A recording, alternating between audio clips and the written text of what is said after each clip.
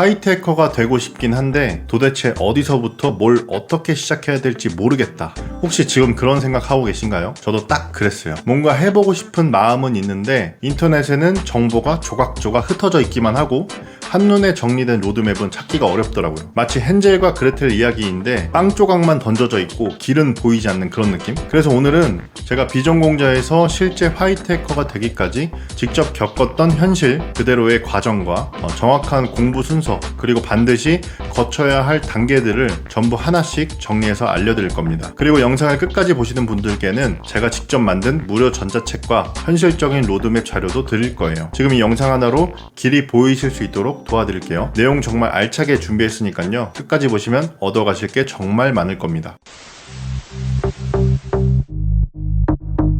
그럼 제일 먼저 화이트 해커는 뭘 하는 사람일까요? 이 내용은 지난 영상에서 한번 다루긴 했었는데요. 혹시 못 보신 분들을 위해서 간단하게 다시 정리해 드릴게요. 화이트 해커는 쉽게 말해서 보안 점검을 하는 전문가, 즉 합법적으로 시스템을 해킹해보는 그런 사람입니다. 하는 일은 기업의 시스템을 사전에 모의 해킹이라는 방식으로 테스트를 하고 발견된 취약점이나 문제점은 리포트로 정리를 해서 고객에게 보안 조치 방안을 제안하는 그런 일을 합니다. 다시 정리하자면 법의 테두리 안에서 공격하는 허가받은 해커인 거죠. 그래서 정부기관이나 금융회사, 스타트업 할 것 없이 대부분의 조직에는 보안팀이 필수로 존재하고 그 안에는 화이트 해커들이 활약하고 있습니다. 아마 이 영상을 지금 보시는 여러분도 화이트 해커가 어떤 일을 하는지에 대해서는 어느 정도 알고 계셨을 거라고 생각을 해요. 자, 그럼 본론으로 한번 다시 가볼게요. 많은 분들이 이렇게 질문을 하세요. 화이트 해커가 되려면 코딩을 잘해야 되나요? 영어는 꼭 해야 되나요? 어떤 것부터 시작을 해야 되나요? 사실 이 질문에 대한 답은 한 가지로 정리를 해드리기가 어려워요. 왜냐하면 여러분이 지금 어떤 상황에 놓였는지에 따라 공부 방식도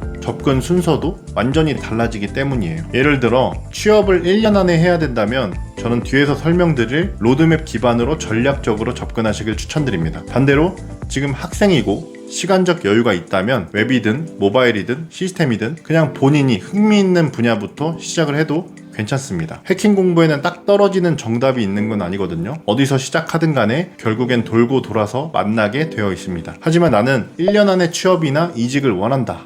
지금 당장 실력을 키워가지고 돈을 벌어야 돼. 이런 분들이라면 지금부터 핵심 내용을 알려드릴게요. 정확한 방향 없이 시작하면 1, 2년 금방 훅 날아갑니다. 앞에서도 또 한번 말씀드렸죠. 인터넷에 떠도는 정보들이 마치 빵 조각처럼 흩어져 있어서 전체 그림을 그리기 어려운 구조라고요. 그래서 제가 오늘 그 빵 조각들을 하나씩 모아서 제 경험도 추가해서 지금도 써먹을 수 있는 현실적인 로드맵을 정리해봤습니다. 지금 화면에 보이시는 거는 제가 정리해둔 화이트 해커가 되기 위한 현실적인 로드맵의 일부입니다. 해커가 되는 방법이라더니 갑자기 학사 얘기에 자격증 얘기에 이게 무슨 상관이지? 이렇게 생각하실 수도 있을 것 같아요. 근데 이건요, 제가 실무에서 거의 10년 가까이 일을 하면서 저 자신은 물론이고 주변 동료들을 보면서 느낀 겁니다. 이 정도는 모두가 기본 베이스로 갖추고 있구나. 그걸 정리한 게 바로 이 로드맵이에요. 쉽게 말해서 대한민국에서 화이트 해커로 일을 하기 위해 필요한 해커 시민권을 따는 과정이라고 생각하시면 좋습니다. 저는 여러분께 영화에서 나오는 멋있는 해커를 흉내내는 방법이 아니라 현실에서 진짜로 해커로 성장하는 길을 보여드리려고 하는 거예요. 혹시 지금 화면만 봐도 벌써부터 어질어질하고 머리가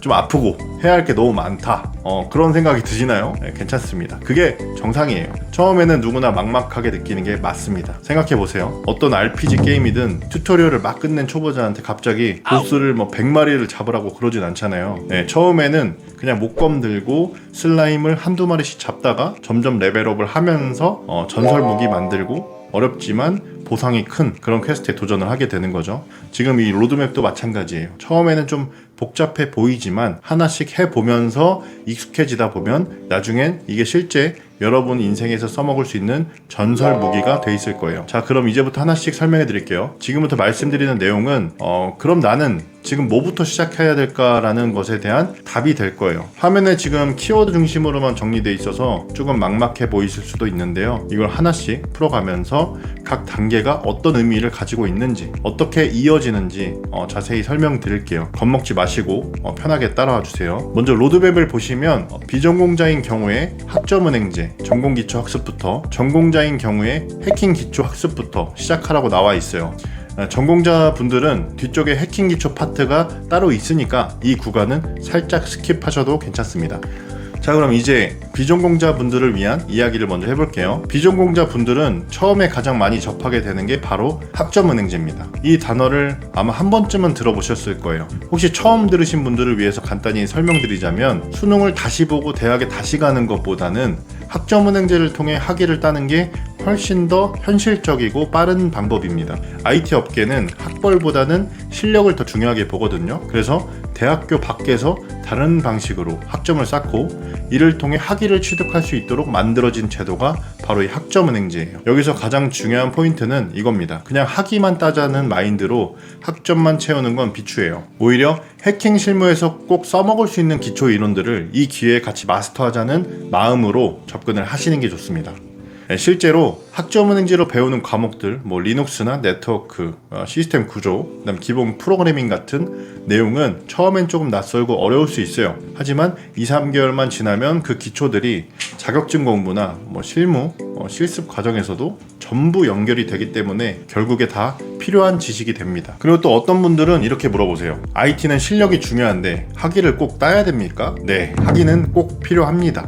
어느 학교를 나왔는지 크게 중요하진 않지만 4년제 학사학위는 보안업계에서 실질적인 자격 요건이 되는 경우가 많아요. 예를 들어 여러분이 취업해서 실제 보안 컨설팅 프로젝트에 투입하게 되면 회사가 고객사에 제안서를 제출할 때 참여 인력의 프로필을 같이 보내야 되거든요. 이때 4년제 학사학위 보유자를 요구하는 경우가 상당히 많습니다. 그래서 고졸이거나 전문대 졸업자도 취업 자체는 가능하지만 동일 조건에서 학사 학위가 있는 사람의 채용률이 훨씬 더 높습니다. 네, 그래서 저는 이렇게 추천드려요. 어차피 학위가 필요한 상황이라면 그 시간 동안 현실적인 자격 요건도 준비하고 해킹 실무 역량도 같이 키우는 투트랙 전략으로 가자. 그리고 참고로 학점이 0인 비전공자 기준으로 학점은행제를 통해서 4년제 학사학위를 취득하려면 한 1년 반에서 2년 정도가 소요가 됩니다. 얼핏 보면 좀 길어 보일 수도 있지만 여러분 한번 생각해 보세요. 일반 대학 루트를 보시면 4년 정규 과정에 군대나 아니면 어학연수, 그래서 휴학까지 더해지면 졸업까지 보통 5년에서 6년이 걸리잖아요. 그런 점에서 보면은 2년 만에 4년제 학위를 따면서 해킹 공부랑 포트폴리오까지 함께 쌓을 수 있는 그런 전략은 굉장히 매력적일 수밖에 없죠. 자, 여기서 많은 분들이 가장 궁금해하시는 질문이 나옵니다. 바로 자격증은 따야 되나요? 딴다면 어떤 걸 따야 되나요? 이런 질문이죠. 먼저 자격증은 많다고 무조건 좋은 건 아니고 전략적으로 필요한 만큼만 따는 게 훨씬 더 효율적입니다. 그럼 진짜 중요한 질문이 생기죠. 그래서 도대체 어떤 자격증을 따야 되는데 이거겠죠. 자격증은 물론 많으면 좋겠지만 우리한테는 시간도 한정되어 있고 실무 감각을 쌓는 것도 중요하잖아요. 그래서 제 기준에서 딱 핵심만 추려서 말씀드릴게요. 만약 여러분이 학점은행제를 병행하고 있다면 다음 자격증 루트가 가장 효율적입니다. 첫 번째로는 네트워크 관리사 2급, 두 번째로는 정보처리나 정보보안 산업기사, 그 다음에는 정보처리나 정보보안 기사, 이 자격증들을 따시는 걸 추천드려요. 왜냐하면 이 자격증들은 학점으로도 인정이 되기 때문에 학위랑 스펙 두 마리의 토끼를 동시에 잡을 수 있는 루트예요. 만약 여러분이 정보보호 전공자라면 기사 자격증은 거의 필수라고 생각을 하셔야 됩니다.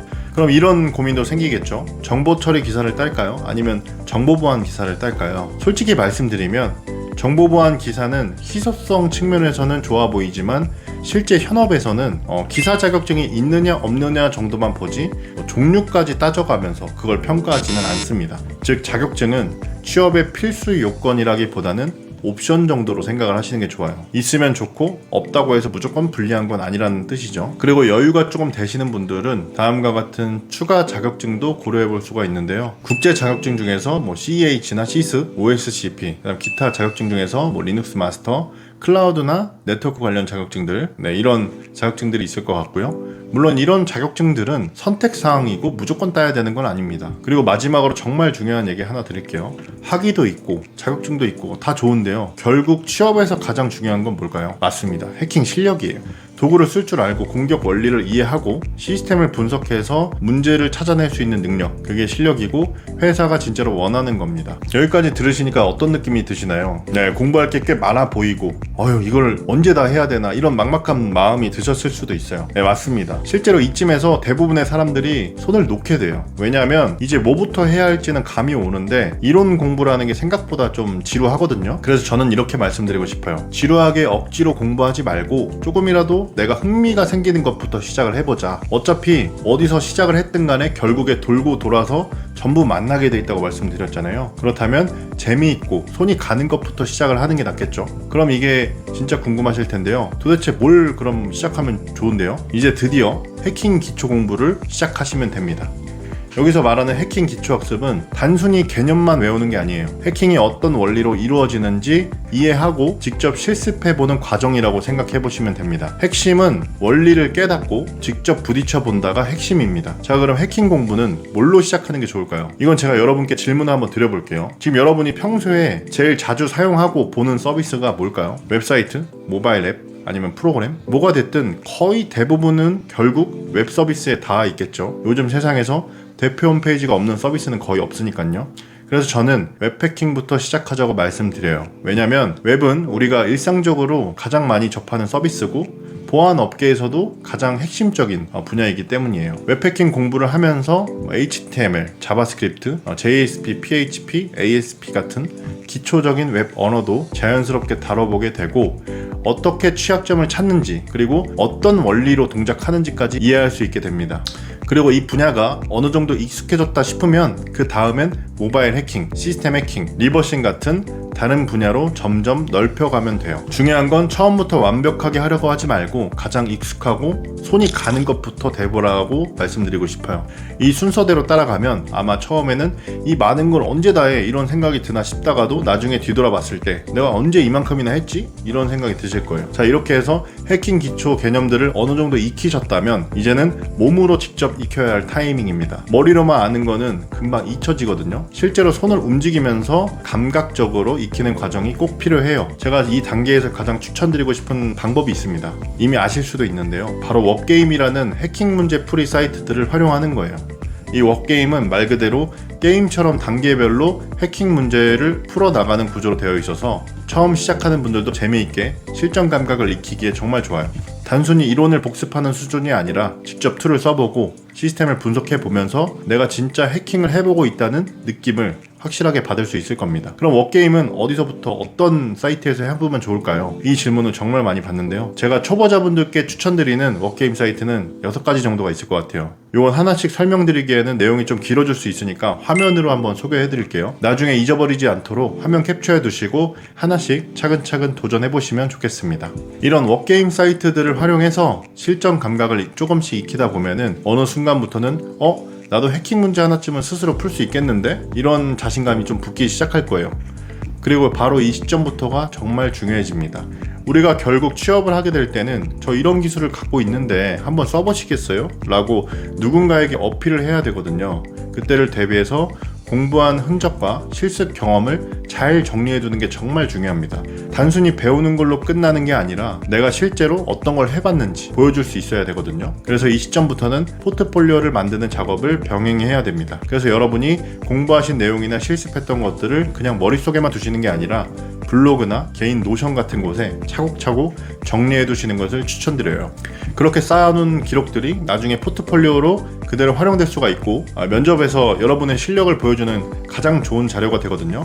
네, 포트폴리오 만드는 꿀팁에 대해서는 제가 예전에 영상으로 따로 한번 다뤘던 적이 있으니까요. 혹시 아직 못 보셨다면 지난 영상도 함께 참고해 보시면 분명히 도움이 되실 거예요. 지금까지 영상을 따라오신 분들이라면 이제는 막연함 대신 무엇을 해야 할지가 조금씩 보이기 시작했을 거예요. 그런데요, 진짜 중요한 건 완벽한 계획보다 시작하는 용기입니다. 딱 오늘, 지금 이 순간부터 한 발만 내딛어 보세요. 지금 이 순간의 작은 결심이 1년 뒤 여러분을 전혀 다른 곳에 데려다 줄 겁니다. 이제 한번 해보자 라는 마음이 드신 분들을 위해서 조금 더 현실적인 도움이 될 수 있도록 제가 정리한 무료 전자책과 실전 로드맵 자료를 고정 댓글 링크에 걸어두었습니다. 클릭해서 꼭 챙겨가시고요. 시작하실 때 훨씬 덜 막막하실 거예요. 오늘 내용 어떠셨나요? 사실 지금까지 드린 내용은 제가 앞으로 드릴 노하우의 반의 반도 안 됩니다. 앞으로 더 좋은 내용들을 다룰 예정이고요. 그게 기대되신다면 구독 눌러주세요.